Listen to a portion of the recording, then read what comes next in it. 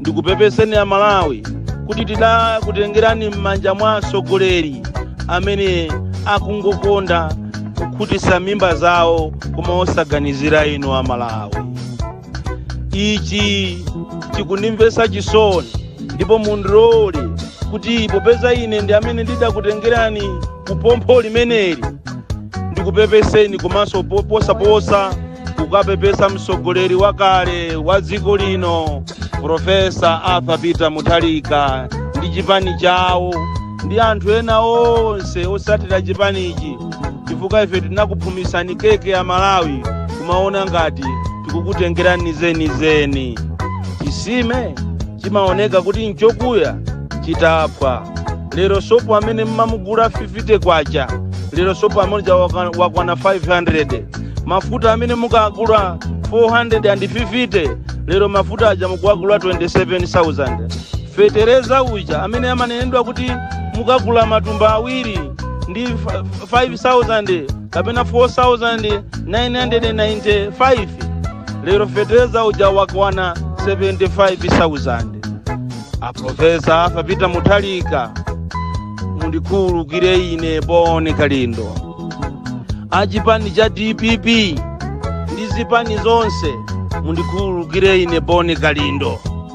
Komanso inu Abakiri Muluzi amene munalionesa dziko lino zokoma mundikhululukire ine Boni Kalindo. Inu amalemu Bingwa Mutharika kumene muliko mzimu wanu use muntendere mundikhululukire ine Boni Kalindo. Inu atsogoleri wopuma mundikhululukire ine Boni Kalindo, chifukwa ine ndi amene ndidayambisa kuti Amalawi khulupirirani Chilima, khulupirirani Chakwera. Lero munthu amene tidamukhulupirira amene akanayima ndikumawombola Amalawi alipe sakulankhula china chilichonse. Achilima ine ndimakulilirani kwambiri. Nkhani zanu za milandu ndi sata izo mukuziziwa ndi inu, koma Amalawi adakukhulupirirani ataona ntchito zanu kuti inu ndi amene muti muphule dziko ili. Lero Achilima zona mangokhala mukungoyang'ana Amalawi akuvutika, popeza inu tinene muchilungamo dziko ili anthu adavotera utsogoleri chifukwa cha inu.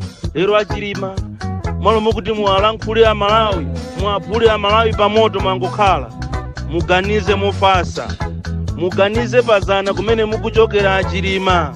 Anthu Amalawi akukulilirani kwambiri.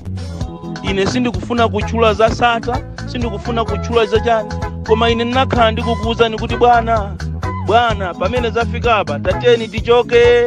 Bwana pamene zafika apa apapa ng'ombe zanga nakudazipolo, koma inu simunandimvere. Lero taona ni Amalawi mwalomo kuti azipita ku Kenani akulowera njira ya kumanda. Tikunena pano ambiri Amalawi amwalira chifukwa cha mabibi. Ana akulephera kupita ku sukulu, makolo akulephera kuwalipirira sukulu, ana akulephera kudya mmakomomo, anthu alenti akulephera kulipira marenti chifukwa cha utsogoleri umene ulibe masomphenya. Amalawi nthawi yakwana sopano zisankho zimene zikubwerazi kuli bwino kuganiza mozama.